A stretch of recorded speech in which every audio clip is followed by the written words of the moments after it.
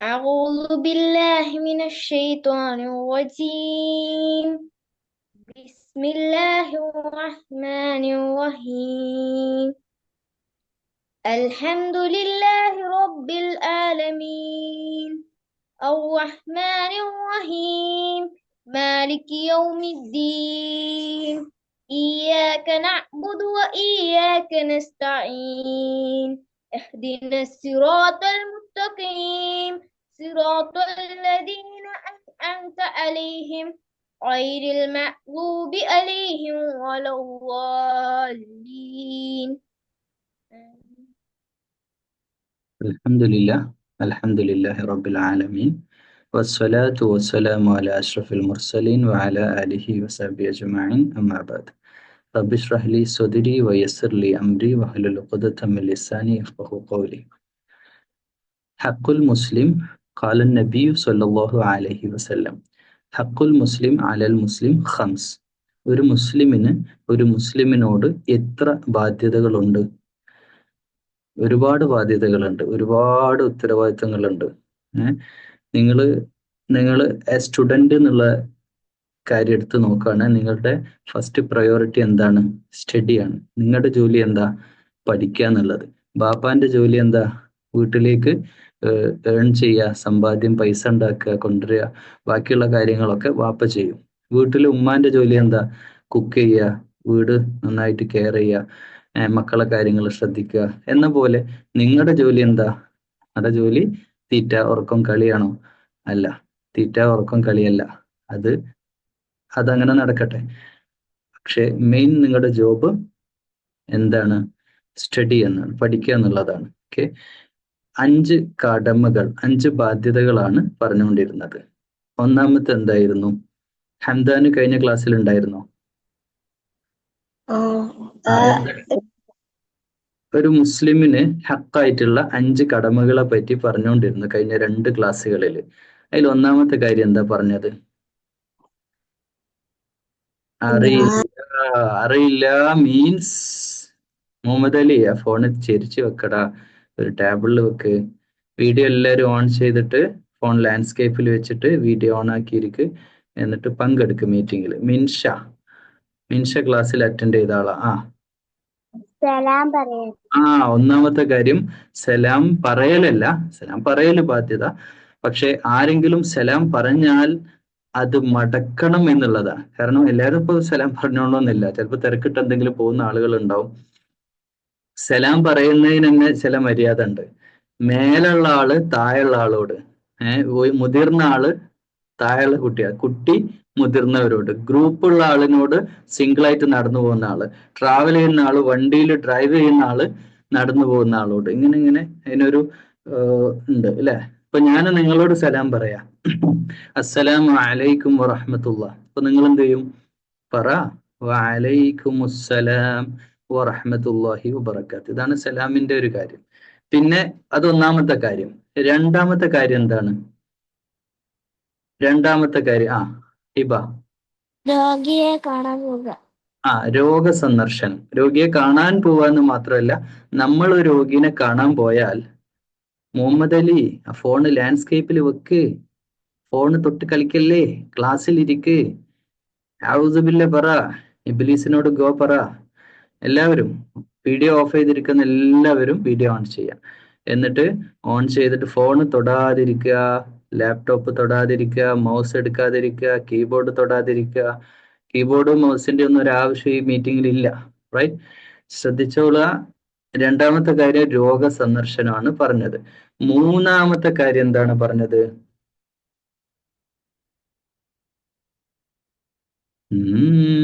ആർക്കും ഓർമ്മല്ലേ? ഇത്രയും പേരുണ്ടായിട്ട് ആർക്കും ഓർമ്മല്ലേ മൂന്നാമത്തെ കാര്യം? ഇന്നലെ നാസിൻ, നമ്മളാരെങ്കിലും ഇതിന് വിളിച്ചാല് അതിന് പോവാ. ഇജാബത്തു ദഅവ. ഇൻവൈറ്റ് ചെയ്ത് കഴിഞ്ഞാൽ അതിന് പോവുക, പങ്കെടുക്കുക, ഭക്ഷണം കഴിക്കുക, അവർക്ക് സന്തോഷം. ഒരാൾ നമ്മളെ ക്ഷണിച്ചു കഴിഞ്ഞാൽ പോകാതിരിക്കരുതേ എന്നതാണ് മൂന്നാമത്തെ കാര്യം. നാലാമത്തെ കാര്യം എന്താണ്? നാലാമത്തെ കാര്യം ഇന്നലെ കൂടുതൽ ഡിസ്കസ് ചെയ്ത കാര്യം. സേറ, അഥവാ പോയാൽ ബാധ വെച്ച് തിന്നാനും പാടില്ല. മരണപ്പെട്ട ജനാസയുടെ കാര്യങ്ങളുമായി ബന്ധപ്പെട്ട് ജനാസയെ ഫോളോ ചെയ്യുക എന്നുള്ളതാണ് അല്ലെ. പിന്നെ അടുത്തത് വളരെ സിമ്പിളായ തശ്മീത്തുൽ ആതിഷ്, അല്ലെ, തുമ്മാൻ അറിയോ നിങ്ങൾക്ക്? ഒന്ന് തുമ്മി, എങ്ങനെ തുമ്മ? അങ്ങനെ തുമ്മി കഴിഞ്ഞാല് അൽഹംദുലില്ലാ എന്ന് പറയാ അല്ലെ. കാരണം അത് നമ്മളോട് പഠിപ്പിച്ചിരിക്കുകയാണ് അൽഹംദുലില്ലാ എന്ന് പറയണം. അത് കേട്ടാൽ യർഹമുക്കുമുല്ലാ എന്ന് പറയാം. അത് കേൾക്കുന്നവനും തിരിച്ച് അത്രക്ക് ഏറെ പ്രതിഫലമുള്ള കാര്യമാണ്. സിമ്പിളാണ്, വളരെ സിമ്പിളായ കാര്യമാണ്, പക്ഷെ അത് പ്രധാനപ്പെട്ടതാണ്. ഓക്കെ, ഇനി ഞാൻ പറഞ്ഞല്ലോ ഹഖുൽ മുസ്ലിം അലൽ മുസ്ലിം ഖംസ്. നബി സല്ലല്ലാഹു അലൈഹി വസല്ലമയുടെ ഒരു ഹദീസിന്റെ റിവായത്തിൽ അങ്ങനെ വന്ന് ഹഖുൽ മുസ്ലിം അലൽ മുസ്ലിം ഖംസ്. വേറൊരു ഹദീസിന്റെ റിവായത്തിൽ വന്നത് ഹഖുൽ മുസ്ലിം അലൽ മുസ്ലിം സിത്ത എന്ന് പറഞ്ഞു, 6 കാര്യം. അതിൽ പെട്ട ഒന്നാണ് ഉപദേശം ചോദിച്ചാൽ, ഒരാൾ ഒരു കാര്യത്തെ പറ്റി ഉപദേശം ചോദിച്ചാൽ അതിന്റെ ഉപദേശം പറഞ്ഞു കൊടുക്കുക എന്നുള്ളത് ഒരു സാമാന്യ മര്യാദയാണ്. ഒരു കാര്യത്തെ പറ്റി ചോദിച്ചു കഴിഞ്ഞാൽ നമുക്കറിയുള്ള കാര്യമാണെങ്കിൽ പറഞ്ഞു കൊടുക്കുക എന്നുള്ളതാണ് പ്രധാനപ്പെട്ട കാര്യം. ഓക്കെ, ഇനി പിന്നെ നബി സല്ലല്ലാഹു അലൈഹി വസല്ലമ ഒരു ദിവസം പിന്നെ മിമ്പറിൽ ഖുത്ബ പറയാൻ വേണ്ടിയിട്ട് ഇങ്ങനെ ഖുത്ബ പറയാനോ അല്ലെങ്കിൽ ഒരു ഖുത്ബ ചെയ്യാനോ വേറെ എന്തെങ്കിലും ഒരു പ്രഭാഷണത്തിനോ വേണ്ടി 2 കാര്യത്തിനും മിമ്പറിൽ കയറാറുണ്ട് നബി സല്ലല്ലാഹു അലൈഹി വസല്ലമ. വെള്ളിയാഴ്ച ജുമുഅക്കും അല്ലാതെയും കയറാറുണ്ട്. അല്ലാതെയും കയറിയിട്ട് അവിടുന്ന് സംസാരിക്കാറുണ്ട്. അങ്ങനെ നബി സല്ലല്ലാഹു അലൈഹി വസല്ലമ സംസാരിക്കുന്ന സമയത്ത് നിങ്ങൾ കേട്ടിട്ടുണ്ടാകും 3 പ്രാവശ്യം ആമീൻ പറഞ്ഞ ഒരു സംഭവം അല്ലെ. ആമീൻ, ജിബ്രീൽ അലൈഹിസ്സലാം ഒരു ദുആ ചെയ്തു, നബി സല്ലല്ലാഹു അലൈഹി വസല്ലമ അതിന് ആമീൻ പറയുകയും ചെയ്തു. എന്തായിരുന്നു ആ 3 ദുആ? ഒന്നാമത്തത് മാതാപിതാക്കള്, പാരന്റ്സുമായിട്ട് ബന്ധപ്പെട്ട് മാതാപിതാക്കളുടെ ഇഷ്ടം നേടാത്ത മക്കളൊക്കെ സ്വർഗത്തിൽ അകന്നു പോകട്ടെ എന്ന ദുആയാണ് ഒന്നുണ്ടായത്. രണ്ടാമത്തത് എന്തതായിരുന്നു? നബി സല്ലല്ലാഹു അലൈഹി വസല്ലമയുടെ പേരിൽ സ്വലാത്ത് ചൊല്ലിയാൽ സ്വലാത്ത് ചൊല്ലാത്തവരെ അവരും അകലെയാവട്ടെ എന്നുള്ളത്. അതായിരുന്നു രണ്ടാമത്തെ ദുആ ആയിട്ട് പറഞ്ഞത്. ആലോചിച്ച് നോക്കൂ, മാതാപിതാക്കളോടുള്ള പ്രാധാന്യം പറഞ്ഞു, ഒന്നാമത്തെ കാര്യം. രണ്ടാമത്തത് സ്വലാത്തിന്റെ കാര്യം.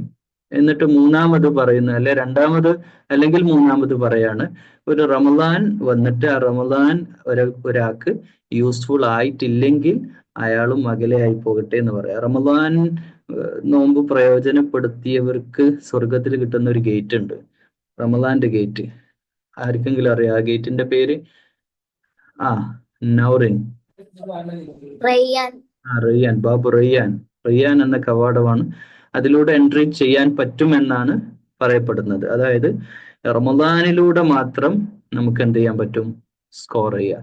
ലാസ്റ്റ് അറ്റംപ്റ്റിൽ ഗോൾ അടിക്കുക എന്ന് പറയില്ലേ, അതുപോലെ റമദാൻ മാക്സിമം യൂട്ടിലൈസ് ചെയ്യാന്ന്. അപ്പം റമദാനിന്റെ 1/3 കഴിഞ്ഞു അല്ലെ, 2/3 കഴിഞ്ഞു അല്ലെ, 3ൽ 2 പാർട്ട് കഴിഞ്ഞു. റമദാൻ ഇതിനെ നമ്മൾ 3 പീസാക്കുകയാണെങ്കിൽ 2 പീസ് കഴിഞ്ഞ് ഒരു പീസേ ഉണ്ടാവുള്ളൂ. എന്ന് വെച്ചാൽ ലാസ്റ്റ് 10ലാണ് നമ്മൾ എത്തിയിരിക്കുന്നത്. നമ്മളൊന്ന് അനലൈസ് ചെയ്യുക, അല്ലെങ്കിൽ ഒന്ന് അസസ് ചെയ്യുക. ഫസ്റ്റ് 20 കംപ്ലീറ്റ് നോമ്പ് നോറ്റവരൊക്കെ ഒന്ന് കൈ പൊക്കി. മാഷാ അല്ലാഹ്, ഇത്രയും പേര് കംപ്ലീറ്റ് നോമ്പെടുത്തവരാണ്. ജസാക്കല്ലാഹ്, അള്ളാഹ് കബൂൽ ചെയ്യട്ടെ. ഇങ്ങനെ പറ, ഞാൻ പറയുന്ന പോലെ, അല്ലാഹുമ്മ റബ്ബന തഖബ്ബൽ മിന്ന, അല്ലാഹുവേ ഞങ്ങളിൽ നിന്നത് കബൂൽ ചെയ്യണേന്ന്. അല്ലാഹ് അക്സെപ്റ്റ് ചെയ്യുക എന്നുള്ളതാണ് പ്രധാനപ്പെട്ട കാര്യം. കഴിഞ്ഞ റമദാനിലെ മുഴുവൻ വഖത്ത് നിസ്കാരങ്ങളും ഒരു വക്ത് വിടാതെ 5 വക്ത് നിസ്കരിച്ചവർ കൈ കാണിച്ചേ. 5 വക്ത് നിസ്കരിച്ചവർ, മാഷാ അല്ലാഹ്. അല്ലാഹുമ്മ റബ്ബന തഖബ്ബൽ മിന്ന ഇന്നക അൻതസ് സമീഉൽ അലീം വതുബ് അലൈനാ ഇന്നക അൻതത് തവ്വാബുർ റഹീം. ഈ റമദാന് അള്ളാഹു സ്വീകരിക്കണമെങ്കിൽ ഫുഡ് മാത്രം കൺട്രോൾ ചെയ്താൽ പോരാ അല്ലെ. ഇത്രയും ദിവസം നിങ്ങൾ ദേഷ്യം പിടിക്കാതെ നിന്നില്ലേ? ദേഷ്യം ഉണ്ടായിട്ടും കൺട്രോൾ ചെയ്തില്ലേ? ഇല്ലേ? ഫ്രണ്ട്സിനോട്, വീട്ടിലുള്ളവരോട്, വീട്ടിലുള്ള പാരന്റ്സിനോട് തന്നെ ഒക്കെ ദേഷ്യം വന്നപ്പോ കൺട്രോൾ ചെയ്ത ഈ 20 ദിവസത്തിന്റെ ഇടയിലുള്ള ഒരു മൊമെന്റ് നിങ്ങൾക്ക് ഓർക്കാൻ പറ്റുന്നുണ്ടെങ്കിൽ കൈപൊക്ക്. ഈ 20 ഡേയ്സിന്റെ ഇടയ്ക്ക് നിങ്ങൾ നല്ല ദേഷ്യം വന്നിട്ട് നിങ്ങൾ അത് കൺട്രോൾ ചെയ്തത്? നോമ്പുകാരനായത് കൊണ്ട് മാത്രം ദേഷ്യം പിടിച്ചില്ല. ആ, എന്താണ് മുഹമ്മദ് ആലി? കൂട്ടുകാരടിച്ചപ്പോ. കൂട്ടുകാരൻ അടിച്ചപ്പോ നീ തിരിച്ചടിച്ചിട്ടില്ല. എന്നിട്ട് അവനോട് നീ പറഞ്ഞോ ഇനി സായം നോമ്പ് പറ്റോണ്ടാണ് അല്ലേ നിന്നെ ഞാൻ നോമ്പ് വെച്ചോണ്ടെന്ന് പറഞ്ഞു, ഞാൻ അടിക്കാത്തെന്ന്.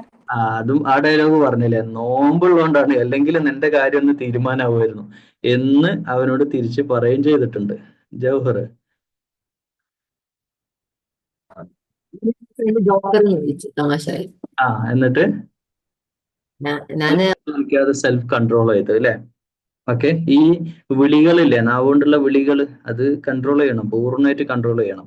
അത് നോമ്പല്ലെങ്കിലും തെറ്റ് തന്നെയാ. നിങ്ങൾ വിളിക്കാറുണ്ടല്ലോ, നിങ്ങൾ വിളിക്കലില്ലേ? നിങ്ങളൊരാൾ വിളിക്കുമ്പോൾ ഭയങ്കര വേദന ഉണ്ടായാൽ മാത്രം പോരാ, നിങ്ങൾ വിളിക്കുന്നത് നിർത്തണം. മറ്റുള്ള ഫ്രണ്ട്സിനെ അവരുടെ പേര് മാത്രമേ വിളിക്കാൻ പാടുള്ളൂ. അതാണ് പ്രധാനപ്പെട്ട കാര്യം. അതല്ലാത്തൊരു പേര് ഫ്രണ്ട്സിനെ ആവട്ടെ, ഫാമിലിയിലുള്ളവരാവട്ടെ, നൈബേഴ്സ് ആവട്ടെ, നാട്ടുകാരാവട്ടെ, ആരും വിളിക്കാൻ പാടില്ല. റൈറ്റ്. അപ്പോൾ അതാണ് ഹക്കുൽ മുസ്ലിം അലൽ മുസ്ലിം ഹംസ്, മുസ്ലിമിനോടുള്ള ബാധ്യത. ഇനി നമുക്ക് മുസ്ലിങ്ങളോടുള്ള ബാധ്യത അവിടെ മാറ്റിവെച്ച്, അത് ഒരു ഹദീസിന്റെ റിവായത്തിൽ അങ്ങനെ വന്നുകൊണ്ട് അങ്ങനെയാണ്. ഓക്കെ, ഈ ലോകത്തുള്ള മുഴുവൻ മനുഷ്യരോടും ഒരു മുസ്ലിമിന് കുറെ കടമകളുണ്ട്. ഈ വേൾഡിൽ ജീവിക്കുന്ന സഹജീവികൾ എന്ന് പറയില്ലേ, ഈ നാട്ടുകാരായ ആളുകളോട് നമുക്ക് ഒരുപാട് ഉത്തരവാദിത്തങ്ങളുണ്ട്. എന്തൊക്കെയാണ് ഉത്തരവാദിത്തങ്ങൾ? നബി സല്ലല്ലാഹു അലൈഹി വസല്ലം പറഞ്ഞു, അയൽവാസി പട്ടിണി കിടക്കുമ്പോൾ വയറു നിറച്ച് ഭക്ഷണം കഴിക്കുന്നവൻ നമ്മിൽപ്പെട്ടവനല്ല. ആർക്കും അത് എക്സ്പ്ലെയിൻ ചെയ്യാൻ പറ്റുക, എന്താണ് ആ പറഞ്ഞത്? ഇഷാന്. അയൽവാസിക്ക് ഒന്ന് ഫുഡ് കഴിക്കാതിരിക്കുമ്പോ ഓലിക്ക് നമ്മള് അവിടെ നിന്ന് തിന്നല്ലേ, നമ്മള് കുറച്ചെടുത്തിട്ട് ഓൾക്ക് കൊണ്ടുപോയി കൊടുക്കണം. അപ്പൊ അയൽവാസി എന്നോട് ഇപ്പൊ പറയോ വന്നിട്ട് ഞങ്ങളെ വീട്ടിൽ ഫുഡ് ഇല്ലാന്ന്? അയൽവാസി നമ്മുടെ വീട്ടിൽ വന്ന് പറയോ ഇവിടെ ഫുഡ് ഇല്ലാന്ന്? ഇല്ല. ഇല്ല, പിന്നെ എങ്ങനെ നമ്മൾ അറിയാം? നമ്മള് ടെലസ്കോപ്പ് എടുത്ത് നോക്കും. അതൊന്നും പറ്റില്ല കേട്ടാ. CCTV വെക്കാനൊന്നും പറ്റില്ല അവിടെ കൊണ്ടുപോയിട്ട്. നമ്മള് അത് അറിയാന്ന് പറഞ്ഞാൽ നമ്മൾ ഇന്ററാക്ട് ചെയ്യുമ്പോൾ തന്നെ അറിയാൻ പറ്റും അല്ലെ? ഫ്രണ്ട്സിന്റെ, നിങ്ങൾ ആരെങ്കിലും ഹെൽപ്പ് ചെയ്തിട്ടുണ്ടോ? പേന ഇല്ലാത്തവരെ പേന കൊടുത്ത്, പെൻസിൽ ഇല്ലാത്തവർക്ക് പെൻസിൽ കൊടുത്ത്, പേപ്പർ ഇല്ലാത്തവർക്ക് പേപ്പർ ബുക്കിന്ന് നോട്ട്ബുക്കിന്ന് കീറി കൊടുത്തിട്ട്, എക്സാം ചെറിയ ടെസ്റ്റ് ഒക്കെ നടക്കുന്ന സമയത്ത് പെട്ടെന്ന് പേപ്പർ എടുക്കാൻ പറയുമ്പോൾ പേപ്പർ ഉണ്ടാവില്ല, നിങ്ങൾ നിങ്ങളുടെ ന്യൂസ് പ്രിന്റ് എടുത്ത് കൊടുക്കും.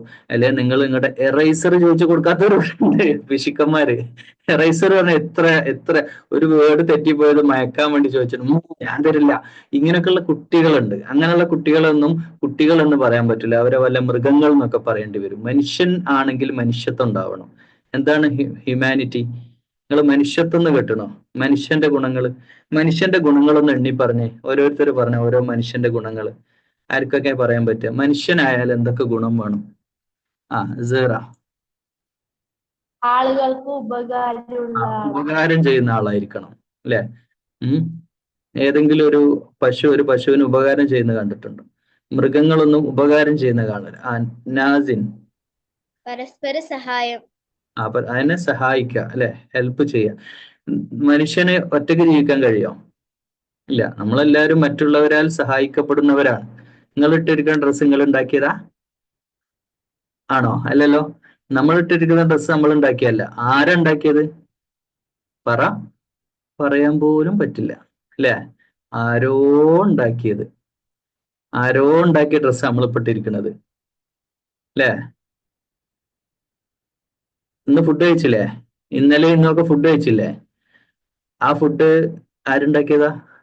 ഏതോ നാട്ടിലെ കർഷകര്, ഏതോ നാട്ടിലെ എവിടുന്നോ ആളുകൾ കഷ്ടപ്പെട്ട് പാക്ക് ചെയ്ത് ഉണ്ടാക്കിയ ഫുഡ് നമ്മൾ കഴിക്കുന്നത്. ചോറ് നിന്നവരൊക്കെ കൈപൊക്കി. ചോറ്, ചാവൽ, അരി, റൈസ് തിന്നുന്നവര് കൈപൊക്ക്. നിങ്ങളാരും ചോറ് തിന്നലില്ല. നിങ്ങൾ പിന്നെന്താ തിന്നല്? പച്ചപ്പുല്ലോ? ചോറ് തിന്നാറില്ലേ? ഓക്കെ, അരിമണിയുടെ സ്റ്റോറി ഒന്ന് പെട്ടെന്നൊന്ന് പറഞ്ഞു നോക്ക്. അരിമണിയുടെ സ്റ്റോറി, ഒരു അരിമണി നിങ്ങളുടെ മുമ്പിൽ എത്തുന്നതിന്റെ സ്റ്റോറി നേരെ ഒന്ന് മൈനസ് ആലോചിച്ച് നോക്ക്. അരിമണി പ്ലേറ്റിൽ നിന്ന് നേരെ എങ്ങട്ടാ കയറുന്നത്? ചെമ്പിലേക്ക് അല്ലേ? റിവേഴ്സ് ഗിയറിൽ ഇട്ട് നോക്ക്. ആ അരിമണി വന്ന വഴി തിരിച്ചു വിട്ടു നോക്ക്. നേരെ ചെമ്പിലേക്ക്. ചെമ്പിന്ന് എങ്ങോട്ടാ കയറുക? അരിച്ചാക്കിലേക്ക്. അരിച്ചാക്കിന്ന് എങ്ങോട്ടാ പോണത്? അരിച്ചാക്ക് നേരെ കടയിലേക്ക് അല്ലെ? കടയിൽ നിന്ന് എങ്ങോട്ടാ പോണത്? ലോറിയിലേക്ക്, ട്രക്കിലേക്ക് അല്ലെ? ട്രക്കിൽ നിന്ന് എങ്ങോട്ടാ പോകുന്നത്? ട്രക്ക് നേരെ ബാക്കോട്ടാ പോണത്. ബാക്കോട്ട് പോയിട്ട് ഏതോ ഒരു പാടത്തേക്ക്. ആ പാടത്തുനിന്ന് ചാക്ക് അങ്ങോട്ട് ഇറക്കി വെച്ചിട്ട് അത് അല്ല, ഫാക്ടറിയിലേക്കാണ് പോകുന്നത്. അരി ക്ലീൻ ചെയ്തെടുക്കുന്ന ഫാക്ടറിയിലേക്ക്. ഫാക്ടറിയിൽ നിന്ന് പോകുന്ന പിന്നെ പാടത്തേക്ക്. പാടത്ത് നിന്നൊന്ന് മൈനസ് ആലോചിച്ച് നോക്ക്. പാടത്ത് അരിയുടെ മൈനസ് ആ ഒരു പ്രോസസ്സ്. ആദ്യം ഒരു ദിവസം വയലില് കുറെ കർഷകരായ ആളുകൾ കണ്ടിട്ടുണ്ടോ? നെല്ലിന്റെ പ്രോസസ്സ് കണ്ടവരെ കൈപൊക്കി. നെല്ലുണ്ടാകുന്നതിന്റെ പ്രോസസ്സ് കണ്ടവര്. എൻ്റെ നാട്ടിൽ പാടുള്ളതുകൊണ്ട് ഞങ്ങള് സ്ഥിരമായിട്ട് അത് കാണുന്നതാ.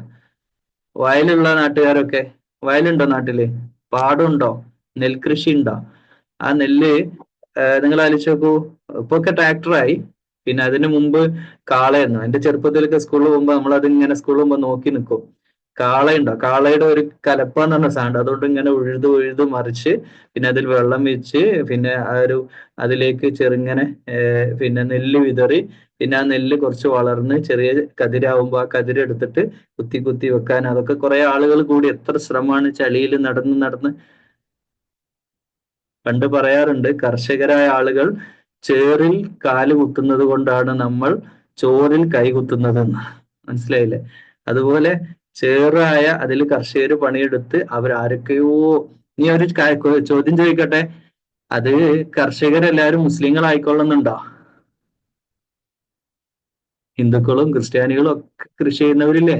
അതൊക്കെ നമ്മൾ തിന്നുന്നില്ലേ? നമ്മൾ കഴിക്കുന്ന പഴം, നമ്മൾ കഴിക്കുന്ന ആപ്പിൾ, ഇതാരൊക്കെയോ ആയിരിക്കും. ചൈനയിൽ നിന്ന് വാങ്ങുന്ന ആപ്പിൾ ചൈനക്കാരന്റെ ആപ്പിൾ ആയിരിക്കും. ഈ ഗൾഫിലൊക്കെ ഉള്ള ആളുകൾ പ്രത്യേകിച്ച് ലോകത്തിന്റെ പല ഭാഗത്തു നിന്നുള്ള പിന്നെ ഫ്രൂട്ട്സ് എത്തുന്നവരാണ്. മാംഗോ പല നാട്ടിൽ നിന്നും, പാകിസ്ഥാനിൽ നിന്ന് വരുന്നുണ്ടാവും, പല രാജ്യത്തു നിന്ന് വരുന്നുണ്ടാവും. അതൊക്കെ നമ്മൾ കഴിക്കുന്നുണ്ട് അല്ലെ?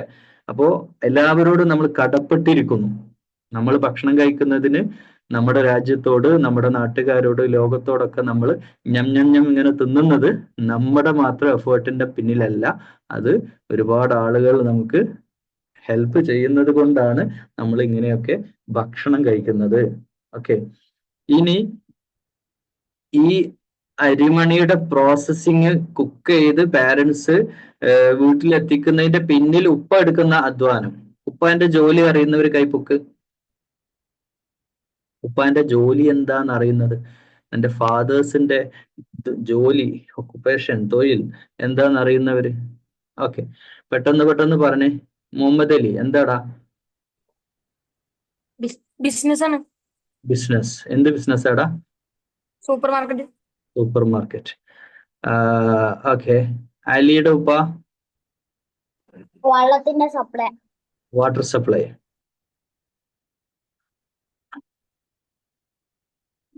പണ്ടൊരാൾ പറഞ്ഞു വാപ്പക്ക് വെള്ളടിയാണ് ജോലിയെന്ന്. വെള്ളടിക്കാന്ന് പറഞ്ഞാൽ ഈ വെള്ളടിയല്ല, വാട്ടർ സപ്ലൈ ആണ്. വെള്ളം പമ്പ് ചെയ്യുന്ന ജോലിയാണ് അല്ലേ? Okay okay. ജാൻ മാഷി. ടീച്ചർ.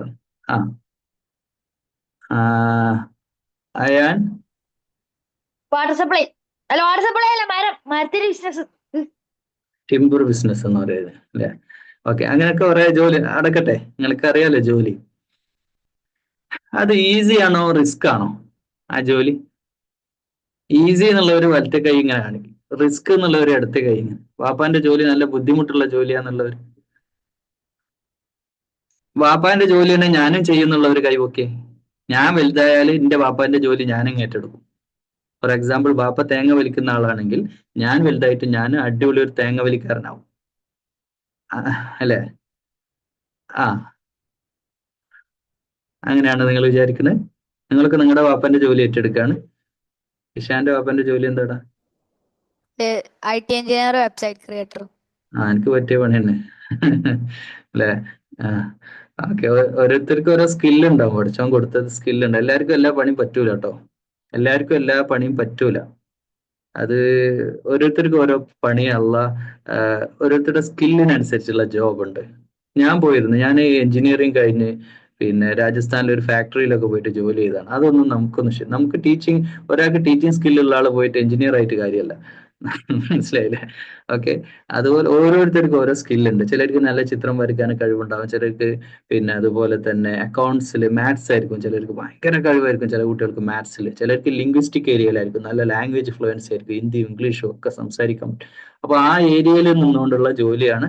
അള്ളാഹുവേ ഇവിടെയുള്ള എല്ലാവർക്കും നല്ല ജോലി കൊടുക്കണേ അല്ലാ, നല്ല സാലറി ഉള്ള അല്ലെ, ഹൈ സാലറി ഉള്ള നല്ല ജോലി കിട്ടണേ അല്ലാ. ഗേൾസിൽ എത്ര പേരുണ്ട് ജോലി ചെയ്യണം എന്ന് ആഗ്രഹിക്കുന്നവര്? ഈ വാപ്പാന്റെ ജോലി എന്താ ചോദിച്ചാൽ നിങ്ങൾ പറയും അല്ലെ, ഉമ്മാന്റെ ജോലി ചോദിച്ചാൽ നിങ്ങൾ എന്താ പറയാ? ഉമ്മക്ക് ജോലിയൊന്നുമില്ല. ഉമ്മക്കല്ലേ ശരിക്കും ജോലി ഉള്ളത്. നിങ്ങൾ എണീക്കുന്നതിനേക്കാൾ മുമ്പ് എണീറ്റിട്ട് നിങ്ങൾ ഉറങ്ങിയ ശേഷവും ജോലി തുടരുന്ന, ഏറ്റവും ജോലി ചെയ്യുന്ന ഉമ്മാനെ കുറിച്ച് പറയാ, ഒരു ജോലിയില്ല, പാവം അല്ലെ. അതാണ് എല്ലാരും പറയാ, കുട്ടികൾ പറയാം അപ്പൊ എന്താ അപ്പൊ ജോലി, ഉമ്മക്ക് ജോലിയൊന്നുമില്ല അല്ലെ. പക്ഷെ ഹൗസ് വൈഫ് എന്നുള്ളതിനെ വലിയൊരു ജോലിയാണ്. അതിന്റെ പുറമെ ഇത് ചില ഗേൾസ് ഇവിടെ ഹിബ, നഷ്വ ഒക്കെ ജോലിക്ക് പോണെന്ന് പറയുന്നുണ്ട് അല്ലെ. ഓക്കെ. നൗറിൻ എന്ത് ജോലിക്കാ പോണത് നൗറിന്? ഞാനോ ഞാൻ ടീച്ചർ അല്ലെങ്കിൽ ടീച്ചർ ആവുന്നുള്ളത്. ടീച്ചർ നല്ലൊരു ജോലിയാണ്. ടീച്ചറും പിന്നെ ടീച്ചർ ആവുക എന്ന് പറഞ്ഞാൽ നല്ലൊരു ജോലിയാണ്, നല്ലൊരു പണിയുള്ള പണിയാണ്. ഒക്കെ നമ്മൾ കാണുന്ന പോലെ അല്ല കേട്ടോ ടീച്ചർ എന്നൊക്കെ പറഞ്ഞാല്. ഒക്കെ പിന്നെ ടീച്ച് ചെയ്യാന്ന് പറഞ്ഞാൽ നല്ലൊരു റിസ്കി ജോബ് തന്നെയാണ്. സ്കൂളിലൊക്കെ ടീച്ച് ചെയ്യാന്ന് പറഞ്ഞാൽ അതിന്റെ ലെസൺ പ്ലാൻ എഴുതണം, അത് വലിയ തലവേന പിടിച്ച പണിയാണ് കേട്ടോ. അപ്പൊ അതൊക്കെ പോകുമ്പോൾ മനസ്സിലാവും. പണികളൊക്കെ നമ്മൾ പുറത്തുനിന്ന് നോക്കുമ്പോൾ നല്ല രസം ഉണ്ടാവും. ഒരു പോലീസുകാരനെ കാണുമ്പോൾ നമ്മൾ വിചാരിക്കും ഒരു പോലീസ് ആകണം. പോലീസുകാരനാകുമ്പോഴാണ് അതിന്റെ റിസ്ക് മനസ്സിലാവുക. അങ്ങനെ ഓരോ ജോലിക്കും അതിൻ്റെതായ റിസ്ക് ഉണ്ട്. ഒരു ജോലിക്കും പോവാതെ വീട്ടിൽ ഇങ്ങനെ സുഖിച്ചിരിക്കണം എന്ന് വിചാരിക്കുന്ന ഒരു കൈബുക്ക് ആരുമില്ലല്ലോ. ഹസനോ? ഹസന് ജോലിക്കൊന്നും പോണില്ല? തമാശ പറയാ, തമാശ. കയ്യെങ്കിൽ പോ. കയ്യെങ്കിലും പറഞ്ഞാൽ പിന്നെ ആരെ തിന്നാൻ തരാൻ നിനക്ക്? പിച്ചെടുക്കാൻ പോകേണ്ടി വരും അല്ലെ, ഭിക്ഷ അല്ലെ. ഒരു തോർത്ത് വിരിച്ചിട്ട് അവിടെ കൊടുവള്ളി അങ്ങാടിയിൽ തോർത്ത് വിരിക്കുക, എന്നിട്ട് ഇങ്ങനെ ഇരിക്കുക, വല്ലതും തായോ എന്ന് പറഞ്ഞിട്ട് അങ്ങനെ ഇരിക്കേണ്ടി വരും, ഭിക്ഷ എടുക്കേണ്ടി വരും. ജോലിക്ക് പോയിട്ടില്ല, വർക്ക് ചെയ്യണം. ഓക്കെ. അപ്പോ ആ ജോലിക്ക് പോവാന്നുള്ളത് നിർബന്ധമാണ് അല്ലെ. അപ്പൊ എല്ലാവരും അത് ജോലി ഉണ്ടാവണം. അപ്പൊ നമ്മളിപ്പം പറഞ്ഞത് ഉപ്പാന്റെ കാര്യമാണ്. ഫാദർ ഒരുപാട് റിസ്ക് എടുക്കുന്നുണ്ട്, റിസ്കി ജോബ് ചെയ്യുന്നുണ്ട്. ഓക്കെ. ഫാദർ എടുക്കുന്ന ജോലി, ഫാദർ എടുക്കുന്നത് കൊണ്ടാണ് നമ്മൾ എന്ത് ചെയ്യുന്നത്, ഞം ഞം ഞം ഞം തിന്നുന്നത് അല്ലെ. നമ്മൾ ഭക്ഷണം കഴിക്കുന്നത് ഫാദർ ജോലി ചെയ്യുന്നോണ്ടാണ്. ഇപ്പൊ നിങ്ങൾ ഡ്രസ്സ് ഇട്ടിട്ടില്ലേ, പെരുന്നാൾക്ക് ഡ്രസ്സ് എടുത്താ? ആരൊക്കെയാ ഡ്രസ്സ് എടുത്തത്? കൈബുക്കി. ചെരുപ്പ് വാങ്ങിയോ? ഷൂ വാങ്ങിയോ? ഡ്രസ്സ് വാങ്ങിയോ? ഇത് ആരാ വാങ്ങി തന്നത്?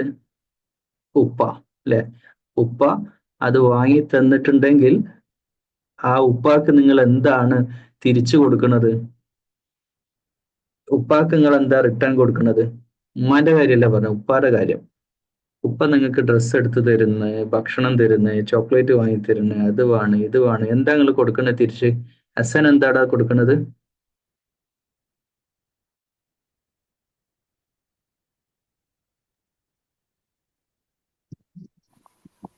പ്രാർത്ഥന. ദുആയാണ്. നല്ല കാര്യം. പിന്നെ നശ്വ, സ്നേഹം. അതെങ്ങനെ കൊടുക്ക? ഡെയിലി 2 കിലോ സ്നേഹം കൊടുക്കോ? 5 കിലോ? എങ്ങനെ കൊടുക്കല്? ഉപ്പാക്ക് എങ്ങനെ സ്നേഹം കൊടുക്കല്? അത് എക്സ്പ്ലെയിൻ ചെയ്യേ. എന്റെ ഉപ്പാനെ ഞാൻ വിളിച്ചു ചോദിക്കുകയാണ്, നശ്വാന്റെ ഉപ്പല്ലേ, ഓള് പറഞ്ഞ് ഡെയിലി നിങ്ങൾക്ക് 5 കിലോ വെച്ച് സ്നേഹം തരുന്നുണ്ടെന്ന്. അതെപ്പോഴാ തരാറുള്ളത്? സ്നേഹത്തിന് കിലോ വെയിറ്റ് നോക്കാൻ കഴിയില്ല, പക്ഷെ എങ്ങനെയാ അത് കൊടുക്കുക? നീ സ്നേഹം കൊടുക്കുന്നുണ്ടോ എന്ന് ഉപ്പാക്ക് ഫീൽ ചെയ്യണമെങ്കിൽ അതെങ്ങനെയാണ്? എന്താടാ ജോഹറെ? ഉപ്പാക്ക് സ്നേഹം കൊടുക്കും. എങ്ങനെയാ അത് കൊടുക്കല്? ഉപ്പ പറയുന്ന പോലെ അനുസരിച്ച് ചെയ്യും. ഉപ്പ പറയുന്നത് അനുസരിക്കുക എന്നുള്ളതാണ് പ്രധാനം.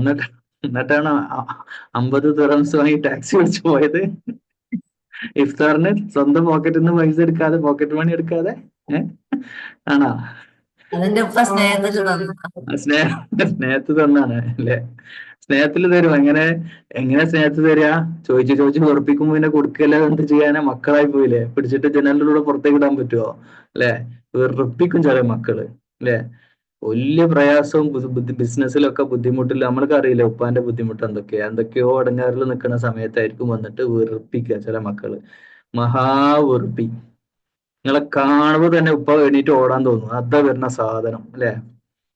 അതാ വരുന്ന ഭദ്രകാളി എന്നൊക്കെ പറയുന്ന പോലെ ഉപ്പാക്ക് അത്രയും വെറുപ്പ് ഫീൽ ചെയ്യും. ചില കുട്ടികളുടെ സ്വഭാവം അങ്ങനെയാണ്. വല്ല അനാഥാലയത്തിൽ കൊണ്ട് തള്ളിയിടാൻ പറ്റുമെങ്കിൽ നിങ്ങളെ ഉപ്പാനോട് പോയി ചോദിച്ചു നോക്കേണ്ടി, ഒന്ന് ടെസ്റ്റ് ചെയ്താൽ. ഉപ്പ അത് കേൾക്കണില്ലല്ലോ. ഉപ്പാനോട് ചോദിച്ചു നോക്കിയാൽ മതി. ഉപ്പ, ഞാനൊന്ന് ഹോസ്റ്റലിൽ പോട്ടെ ഇനി താമസിക്കാൻ. എന്റെ ഫ്രണ്ട്സ് ഒക്കെ ഹോസ്റ്റലിൽ പോകുന്നുണ്ട്, ഞാൻ ഹോസ്റ്റലിൽ നിൽക്കാൻ പോവാണ് അറിയും. പോയിക്കോ, സന്തോഷം അല്ലെ? സമാധാനം അല്ലെ? അത്രയും ഹാപ്പിയാണെന്ന് പറയും. അന്ന് ശല്യം കഴിഞ്ഞ് കിട്ടി എന്നുള്ളതാണ്. ഞാൻ ഹോസ്റ്റലിൽ നടത്തിയിരുന്നത്. എനിക്ക് നല്ല എക്സ്പീരിയൻസ് ഉണ്ട് ഹോസ്റ്റലിൽ നടത്തിയിട്ട്. അപ്പൊ കുറെ കുട്ടികളുണ്ട്. അപ്പൊ ഈ കുട്ടികളുടെ പാരന്റ്സ് എന്തിനാണ് കൊണ്ടാക്കണമെന്ന് ശരിക്കും അറിയാം അല്ലെ? എന്റെ ഹോസ്റ്റലിലെ ചില കുട്ടികളൊക്കെ പാരന്റ്സ് തുറന്നു പറയും, വീട്ടിലെ ശല്യം കൊണ്ട് കൊണ്ടാക്കാണ്. എന്ത് സ്വഭാവമാണ്? ഇങ്ങനെ ഒരു കുരുപ്പ് എങ്ങനെ എനിക്ക് ഉണ്ടായി എന്നുള്ളത് ഇപ്പോഴും എനിക്ക് മനസ്സിലാവണില്ല അല്ലെ? ഇങ്ങനെ ഒരു സാധനം എന്തൊരു ശല്യാണ്. വീട്ടിൽ രാവിലെ ഇവൻ ഉറങ്ങുന്നത് വരെ, മഴ പെയ്ത് ചോരുന്നവരെ എന്തൊക്കെ അലമ്പാണ് വീട്ടിലുണ്ടാക്കുന്നവൻ. അത് ഒരുപക്ഷെ നിങ്ങൾ അറിയില്ല. നിങ്ങൾ എത്രത്തോളം വെറുപ്പിയാന്നുള്ളത് നിങ്ങൾ അറിയില്ല അല്ലെ? നിങ്ങൾ എത്രത്തോളം വെറുപ്പിക്കൽ വീട്ടില് നടത്തുന്നുണ്ട് എന്ന് നിങ്ങളെ പേരൻസിനോട് ചോദിച്ചു നോക്കിയാൽ അറിയാൻ പറ്റും അല്ലെ? നിങ്ങളുടെ പേരൻസിന് ഏറ്റവും വെറുപ്പുള്ള ഒരു കാര്യം എന്താണ് നിങ്ങൾക്ക് പറയാൻ പറ്റുമോ? നിങ്ങൾ ഇങ്ങനെ പറഞ്ഞു നോക്കി, നിങ്ങളുടെ പേരൻസിന് ഏറ്റവും വെറുപ്പുള്ള നിങ്ങൾ ചെയ്യുന്ന ഒരു കാര്യം. നൗറിന് പറഞ്ഞാല് അനുസരിക്കാതിരിക്കുക. അതന്നെ ഏറ്റവും വെറുപ്പുള്ള കാര്യം. പറഞ്ഞാൽ അങ്ങോട്ട് അനുസരിക്കൂല അല്ലെ? കേൾക്കാത്ത പ്രശ്നമൊന്നുമില്ല, ചെവിയൊക്കെ കേൾക്കും, അനുസരിക്കൂല. പിന്നെന്താ? മുഹമ്മദ് അലി, പേരൊക്കെ അങ്ങനെ വലിയ പേരാ. ശല്യപ്പെടുത്തുക. എന്താണ് ശല്യപ്പെടുത്തുക പറഞ്ഞാൽ? പോയിട്ട് ചെവിയിലിട്ടോട്ട് തിരിക്കുക, അങ്ങനെയൊക്കെയാ? അല്ല, ഇപ്പൊ എന്തേലും കാര്യമായിട്ട് പറഞ്ഞ പല കളിയൊക്കെ ഉപ്പാനെ കളിയൊക്കെ ചെയ്യരുത് കേട്ടോ. അത് ചെയ്യരുതേ. ഉപ്പൊക്കെ ഇതിനൊക്കെ നെല്ലിപ്പടി എന്ന് പറഞ്ഞ സാധനം ഉണ്ട് കേട്ടോ. ഒരു ദിവസം നമ്മൾ എല്ലാം കൂടെ കൂട്ടിയെടുത്ത് തരും. ചുമര് കൂട്ടിയെടുത്ത് തരാന്ന് അറിയില്ല, മൂലയിലിട്ടിട്ട് ചവിട്ടി അങ്ങ് കൂട്ടും. അതുവരെ നിങ്ങൾ ഡയലോഗ് അടിക്കും. അതുകൊണ്ട് എസ്പെഷ്യലി എൽഡേഴ്സിനോട് എന്ത് ചെയ്യരുത് പറയരുത്. അവർക്ക് വിഷമം ഉണ്ടാവുന്ന രീതിയിലുള്ള വാക്കുകൾ. നല്ലത് പറഞ്ഞു, നല്ലത് പറയാ. നിങ്ങളറിയില്ലേ, പൊക്കി പറയാ അല്ലേ? ഉപ്പാനെ പൊക്കി പറയാലോ. ഉപ്പാനെ നല്ലത് പറയും. ഉപ്പാന്റെ കാറ് നല്ല കാറാട്ടാ, ഉപ്പാന്റെ ഈ ഡ്രസ്സ് ഇട്ട നല്ല രസമുണ്ട്, ഇത് നല്ല രസമുണ്ട്, ഉപ്പ ഇത് ഇട്ടാ മതി. ഇങ്ങനൊക്കെ പറഞ്ഞു നോക്കുക. അല്ലാതെ നിങ്ങൾ എന്തിനാ അത്? പിന്നെ എസ്പെഷ്യലി ഗൾഫിലുള്ള ഗൾഫ് എന്ന് പറഞ്ഞ്, ഞാനൊക്കെ പണ്ട് വിചാരിച്ചു, ഞാൻ ഗൾഫിൽ 3 വർഷം ഗൾഫിലായിരുന്നു. ഞാനൊരു എക്സ്പീരിയൻസ് പറയാം. ഗൾഫിലുള്ള കുട്ടികള് ഒക്കെ എണീറ്റുന്നേ അല്ല കൈപൊക്കി. ഉപ്പ ഗൾഫിലുള്ളവരുടെ മക്കള് കൈപൊക്ക. അവരൊക്കെ ഗൾഫ് തന്നെയാ ചിലര്. ഞാൻ ഈ ഗൾഫ് എന്നൊക്കെ വിചാരിക്കും. നിങ്ങളിപ്പോ ഗൾഫ് എന്ന് വിചാരിക്കും എന്താ വിചാരിക്കുന്നത്? ഞാൻ ഇപ്പൊ UAE ദുബായി പോവാന്ന് വിചാരിക്കുമ്പോ എന്റെ നാട്ടിൽ എന്റെ മനസ്സിൽ എന്താ വരിക? ബുർജ് ഖലീഫ, വലിയ വലിയ സെറ്റപ്പ് ഉള്ള ബിൽഡിങ്ങുകൾ, ഇതൊക്കെയാണ് ഉണ്ടാവുക. പക്ഷെ റിയൽ ലൈഫ് എന്താ നിങ്ങൾ ആരെങ്കിലും കണ്ടിട്ടുണ്ടോ? ഗൾഫിലുള്ള ആളുകൾക്ക് ജീവിക്കുന്നത് എങ്ങനെയാന്നുള്ളത് അതൊക്കെ കണ്ടു കഴിഞ്ഞാണ്ടല്ലോ, കഷ്ടപ്പാട് തന്നെയാണ്. അവരുടെ ജീവിതം എന്ന് പറഞ്ഞാല് അവര് മെഷീനാണ് ശരിക്കും. ഗൾഫിലുള്ള ഓരോ വാപ്പിയും മെഷീനാണ്. സ്വിച്ച് ഇട്ടാല് വർക്ക് ചെയ്യുന്ന മെഷീനെ പോലെ പണിയെടുക്കുക തന്നെയാണ്, അധ്വാനിക്കുക തന്നെയാണ്. 1 മിനിറ്റ് റെസ്റ്റ് ഇല്ലാതെ. എന്ത് ചൂടാണ് ആ ഗൾഫില്! ഈ ചൂടത്ത് കഷ്ടപ്പാടും ബുദ്ധിമുട്ടുകളും തന്നെയാ. എന്തൊക്കെ ടാക്സ് കൊടുക്കണമെന്ന് അറിയാം അവിടെ. ചിരിക്കുന്നതിന് വരെ ടാക്സ് കൊടുക്കണം, അല്ലെ ശ്വസിക്കുന്നതിന് വരെ ടാക്സ് കൊടുക്കേണ്ട അവസ്ഥയിലേക്കാണ് കാര്യങ്ങൾ പോകുന്നത്. എല്ലാത്തിനും പൈസ കൊടുക്കുക, എല്ലായിടത്തും ഫൈന്. എന്താ കഥ! ഒരു ദിവസം കാർ ഓടിച്ച് ഞാൻ ഇങ്ങനെ പോവായിരുന്നു. അവിടുത്തെ പോലീസുകാർ എന്ന് പറഞ്ഞാൽ, ദുബായിലെ പോലീസുകാർ എന്ന് പറഞ്ഞാൽ നല്ല സ്വഭാവമാണ്. നാട്ടിലെ ഒരു ഇടോ പോടോ എന്ന് വിളിക്കുക, ചൂടാകൊന്നുമില്ല. അവര് നമ്മുടെ കാറിന്റെ അടുത്തേക്ക് ഇങ്ങോട്ട് വരും, എന്നിട്ട് നമ്മളെ വിളിക്കും സേർ. ഒരു പോലീസുകാരൻ ഇങ്ങോട്ട് വന്ന സാറിനൊക്കെ വിളിക്കുമ്പോൾ ഞാനിങ്ങനെ സന്തോഷത്തോടെ ഗ്ലാസ് ഒക്കെ താഴ്ത്തി യെസ് എന്ന് പറഞ്ഞു. സാറ് ഐഡിയ ഒന്ന് തരുമെന്ന് ചോദിച്ചു എന്നോട്. അപ്പൊ ഞാൻ പോലീസുകാർ സാറിന് നമ്മുടെ നാട്ടിലൊക്കെ പോലീസ് ജീപ്പിൽ ഇരുന്നിട്ട് അവർ കൈ കാണിച്ച് നമ്മൾ വണ്ടിയിൽ നിന്ന് ഇറങ്ങി അങ്ങോട്ട് ചെല്ലാവുണ്ട്. ഇവിടെ നമ്മളോട് വണ്ടി സൈഡാക്കാൻ പറഞ്ഞിട്ട് അവര് നമ്മുടെ അടുത്തേക്ക് വണ്ടിയിൽ നിന്ന് വലിയ കാറിന് നല്ല നല്ല കാറിനാ പോലീസുകാർ ഇറങ്ങി വരുന്നത്. നല്ല അടിപൊളി യൂണിഫോം ഒക്കെ ഇട്ട് നല്ല ലുക്കിൽ വന്നിട്ട് നമ്മളോട് പറയാ, സർ എന്നോട് വന്ന് പറഞ്ഞു, സർ ആ കാർഡ് ഒന്ന് തരുമോ എമിറേറ്റ്സ് ഐഡി. ഞാൻ പറഞ്ഞു പിന്നെന്താ, നമ്മൾ എമിറേറ്റ്സ് ഐഡി എടുത്ത് കൊടുത്തു. എന്നാ okay thank you, you are free എന്ന് പറഞ്ഞു. തിരിച്ച് അസ്സലാം വലൈക്കും എന്നൊക്കെ പറഞ്ഞു എന്നോട്. എനിക്ക് ഭയങ്കര സന്തോഷമായി, ഹാപ്പിയായി. കുറച്ച് പോയില്ല, ഒരു ഒരു ഒരു 50 മീറ്റർ അങ്ങ് എത്തിയപ്പോണ്ട് വാട്സപ്പിന്റെ മൊബൈലിൽ ഒരു മെസ്സേജ് ഒരു മെസ്സേജ് വന്നാണ്, you are find 850 dirhams. 850 dirhams, അഥവാ നാട്ടിലൊരു 17,000 രൂപ ഫൈൻ ഉണ്ട് അല്ലേ.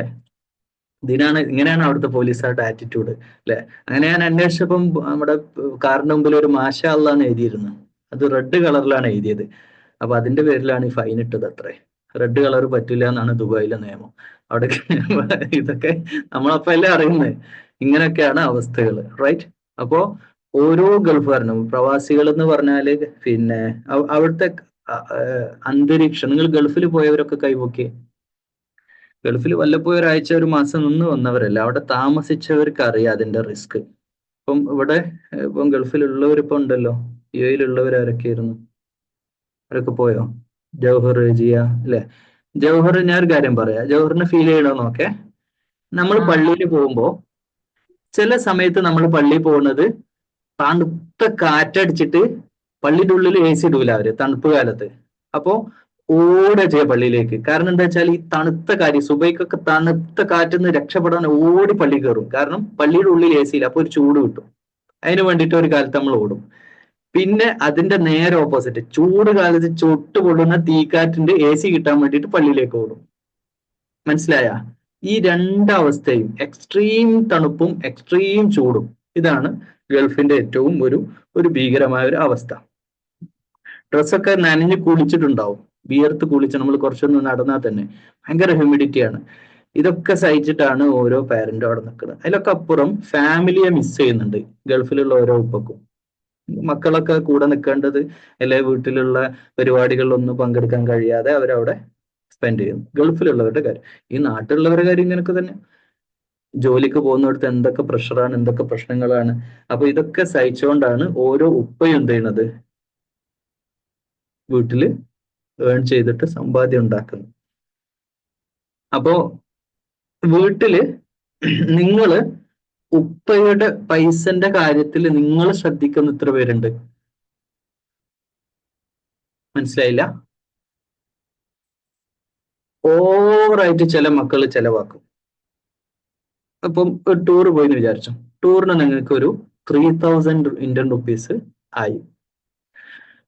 അതിന് പുറമെ ഉപ്പാനോട് പറഞ്ഞു എനിക്ക് എന്തെങ്കിലുമൊക്കെ മേടിക്കാനും പൈസ വേണമെന്ന് പറഞ്ഞിട്ട് വേറൊരു 500 രൂപ ആയിട്ട് കയ്യിൽ പിടിച്ചു. എന്നിട്ട് ടൂറ് കഴിഞ്ഞ് വരുമ്പോൾ നിങ്ങളാകെ 100 രൂപക്ക് മാത്രമേ സാധനം വാങ്ങിയുള്ളൂ. എന്നിട്ട് 400 ഉപ്പാന്റെ കയ്യിൽ കൊണ്ടുവന്നു. അപ്പൊ ഉപ്പ ചോദിച്ചു, എന്താണോ നീ ഇത് ഉപയോഗിക്കാഞ്ഞത്? അല്ല ഉപ്പ, അങ്ങനെ ആവശ്യമൊന്നുമില്ലായിരുന്നു, അത്യാവശ്യം വേണ്ട ഒരു സാധനമൊക്കെ വാങ്ങി. Is A care. അറിയാം എന്റെ വാപ്പ എത്രത്തോളം കഷ്ടപ്പെടുന്നുണ്ടെന്ന് ആ മോൻ അറിയാം അല്ലെ. ഇങ്ങനെ ആവണം മക്കള്, മനസ്സിലായോ? മറ്റത് 500 അല്ല 1000 ചെലവാക്കി വരുന്ന മക്കളുണ്ട്, ഒരു കൺട്രോളും ഇല്ലാതെ അധ്വാനം. കാരണം പൈസന്റെ വില അറിയില്ല. പൈസന്റെ വില അറിയോ നിങ്ങൾക്ക്? പണത്തിന്റെ വാല്യൂ അറിയോ? എങ്ങനെ അറിയോ? നിങ്ങൾ ശരിക്കും നിങ്ങളെ കൊണ്ട് അധ്വാനിപ്പിച്ച് നിങ്ങൾക്ക് പൈസ തരലുണ്ടാവും ഉണ്ടാവും. പാരന്റ്സ് ജോലി ചെയ്യിപ്പിച്ചിട്ട് കാറ് കഴുകാൻ പറയും, 50 രൂപ അറിയും. അങ്ങനെ എന്തെങ്കിലും ജോലി നിങ്ങളെ കൊണ്ട് ചെയ്യിപ്പിച്ചിട്ട് പൈസ തരലുണ്ടാ? ഉണ്ടാ? എന്താ ജോലി എന്താന്ന് പറഞ്ഞേ? എന്ത് ജോലി ചെയ്യിപ്പിച്ചിട്ടാണ് നിങ്ങൾക്ക് പൈസ തരല്? എന്തെങ്കിലും അങ്ങനത്തെ വർക്ക് ചെയ്യാൻ പറഞ്ഞിട്ട് എന്താടാ? റമദാനില് നമ്മളെ വീടൊക്കെ ക്ലീൻ ചെയ്യാം. ക്ലീനിങ് ചെയ്യാൻ, ക്ലീനിങ് ജോബ് അല്ലെ. ശരിക്കും വീട് നമ്മുടെ വീടാണ്, നമ്മൾ ക്ലീൻ ചെയ്യണോ? അതിന് പൈസ ഒന്നും വേണ്ട കാര്യമൊന്നുമില്ല. എന്നാലും ചില കുട്ടികൾക്ക് സന്തോഷത്തിന് പാരന്റ്സ് ബൈക്ക് കഴുകി കൊടുത്താല്, കാറ് കഴുകി കൊടുത്താല് ഒക്കെ ഇങ്ങനെ പൈസ കൊടുക്കും, റൈറ്റ്? അങ്ങനെയുള്ള ആ പൈസ ഉണ്ടല്ലോ, ആ പൈസ എടുത്ത് ചെലവാക്കിപ്പിക്കണം. എൻ്റെ ഹോസ്റ്റലില്, നമ്മൾ ഹോസ്റ്റലിൽ നടത്തിയ സമയത്ത്, ഖുറാന്റെ ഹിഫ്ള് ഹോസ്റ്റലിൽ നടത്തിയ സമയത്ത് നമ്മളിങ്ങനെ വെച്ചു, ഓരോ പേജ് പഠിച്ചാൽ 10 റുപ്പീസ്, ഒരു പേജ് പഠിച്ചാൽ 10 റുപ്പീസ് വെച്ച് തരും എന്ന് പറഞ്ഞു. അങ്ങനെ കുട്ടികൾക്ക് സന്തോഷമായി, കുട്ടികൾ നന്നായിട്ട് പഠിക്കാൻ തുടങ്ങി. അപ്പൊ ഓരോരുത്തർ അവിടെ ബോർഡ് മേൽ എഴുതി വെക്കും, 5 പേജ് 50 രൂപ, 10 പേജ് 100 റുപ്പീസ്, അങ്ങനെ പൈസ എഴുതി വെക്കും. അങ്ങനെ എഴുതി വെച്ച് നിൽക്കുന്നതിന്റെ ഇടയിൽ ആരെങ്കിലും ഫൈറ്റ് ചെയ്താൽ 50 രൂപ മൈനസ് ആവും. എങ്ങനെയുണ്ട്? ഒരാള് ഫൈറ്റ് ചെയ്യില്ല, കാരണം അവരുടെ പൈസയാണ്, അവർക്ക് അറിയാം അവരുടെ പൈസയാണെന്നുള്ളത്. അതുകൊണ്ട് അവർ എന്ത് റിസ്ക് എടുത്ത് ഫൈറ്റ് ചെയ്യാതിരിക്കും. എന്നതുപോലെ നിങ്ങളുടെ ക്യാഷിന്റെ വാല്യൂ നിങ്ങളിട്ടിരിക്കുന്ന ഡ്രസ്സിന്, നിങ്ങളിട്ടിരിക്കുന്ന ഡ്രസ്സ്, എത്ര ഡ്രസ്സ് ഉണ്ട് വീട്ടില്? ഒരു ഡ്രസ്സിന് ഒരു 1000 റുപ്പീസ് എന്തായാലും ആവില്ലേ? 10 ഡ്രസ്സിന്റെ 10,000 രൂപ നിങ്ങളുടെ ഡ്രസ്സിന് ചെലവായി. നിങ്ങൾ ആലോചിച്ച് നോക്കൂ. സ്കൂളിലുള്ള ഫീസ്, ബുക്സിന് വേറെ ഫീസ്, ബാഗ് വാങ്ങാന്, ഇനിയിപ്പോ ഈ പെരുന്നാൾ കഴിഞ്ഞാൽ തന്നെ എന്തൊക്കെ ചെലവുകളാ വരുന്നത്. വെക്കേഷനിൽ ഇനി ടൂർ പോവാണെ അതിന് പോകണം. ഫാമിലി ടൂർ പോകുന്ന എത്ര പേരുണ്ട്? ഫാമിലി ആയിട്ട് പുറത്തൊക്കെ പോകുന്നവര്. അങ്ങനെ പോകുമ്പോൾ എത്ര ചെലവുകളാണ്. ഓരോ സ്ഥലത്തെത്തുമ്പോൾ ഏതെങ്കിലും പാർക്കിലെത്തുമ്പോൾ ഐസ്ക്രീം കാണുമ്പോൾ അല്ലെങ്കിൽ എന്തെങ്കിലും മിഠായി കാണുമ്പോൾ ഉപ്പാറിന് പിന്നാലെ കൂടിയിട്ട് സോപ്പ് ഇടാനാണ്. അതിൽ എക്സ്പേർട്ട് ആയിരിക്കും നിങ്ങൾ അല്ലെ? സോപ്പ് ഇടാൻ അറിയുന്നവര് കൈപൊക്കെ. ഉപ്പാനെ സോപ്പ് ഇടാൻ അറിയുന്നവര്. അയാനെ എങ്ങനെയാ നീ സോപ്പ് ഇടല്? ഞാൻ ഉപ്പാനെ ബാക്കില് തൂങ്ങി പ്ലീസ് പ്ലീസ് തോളിലൊക്കെ തൂങ്ങി ഒരു ഉമ്മൊക്കെ കൊടുത്ത് ഉപ്പാ പിന്നെ എന്ന് പറഞ്ഞിട്ട് അവിടെ. ഞാന് ഇപ്പൊ അവിടെ ഇരിക്കണ്ട ഈ ഇപ്പാന്റെ അടുത്തേക്ക് പതുക്കെ പോയിട്ട് എന്താ കാട്ടണ് എന്നൊക്കെ ചോദിച്ചാ അങ്ങനെ പതുക്കെ അങ്ങനെ ക്യൂട്ടായിട്ട് സംസാരിക്കുക അല്ലെ? ഉപ്പാനങ്ങോട്ട് ആളെ കുപ്പിയിലാക്കുക, ആളെ ചാക്കിലാക്കുക എന്ന് പറയും. അതാണ് ആദ്യം ചെയ്യുക. ജൗഹർ എങ്ങനെ സോപ്പിടല്? ഉപ്പയാണ് നല്ല റിച്ച്, അപ്പൊ അങ്ങനെ പറഞ്ഞു. ഉപ്പ റിച്ച് ഈ ലോകത്തേറ്റവും അങ്ങനെ പറഞ്ഞു. ഇല്ലാ കഥകൾ പറഞ്ഞിട്ട് സോപ്പിടുക അല്ലെ? ഓക്കെ. ഹസൻ എങ്ങനെ സോപ്പിടല്?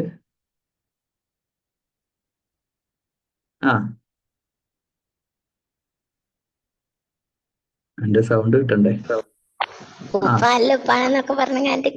അതന്നെ, നല്ലുപ്പ.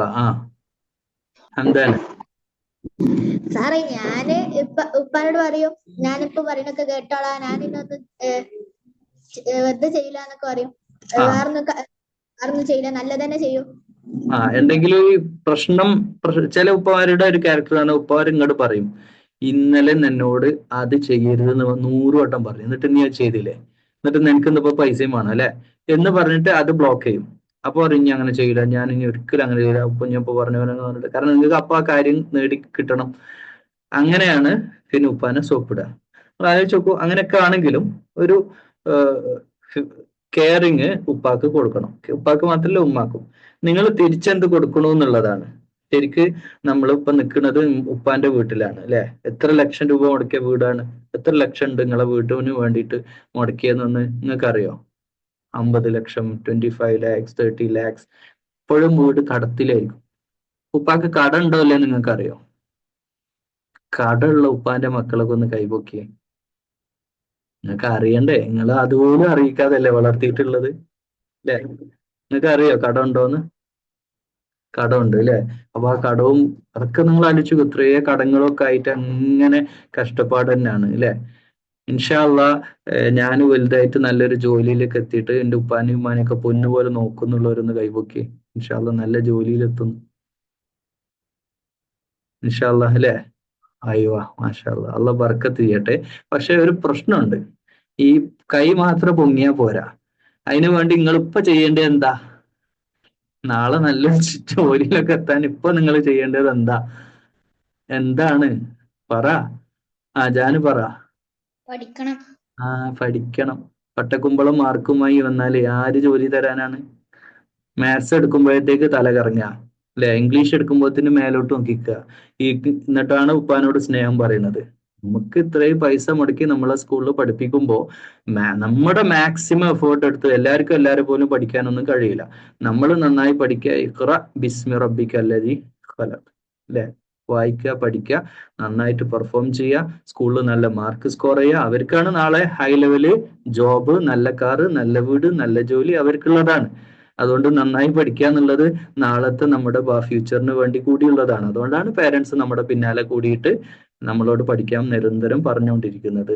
അള്ളാഹു സുബ്ഹാനഹു വ തആല നമ്മളെല്ലാവരെയും നല്ല ജോലിയിൽ എത്തിക്കുമാറാകട്ടെ. ബർക്കത്തുള്ള റഹ്മത്തുള്ള ജോലിയിൽ അള്ളാഹു എത്തിക്കട്ടെ. ആമീൻ പറഞ്ഞേ.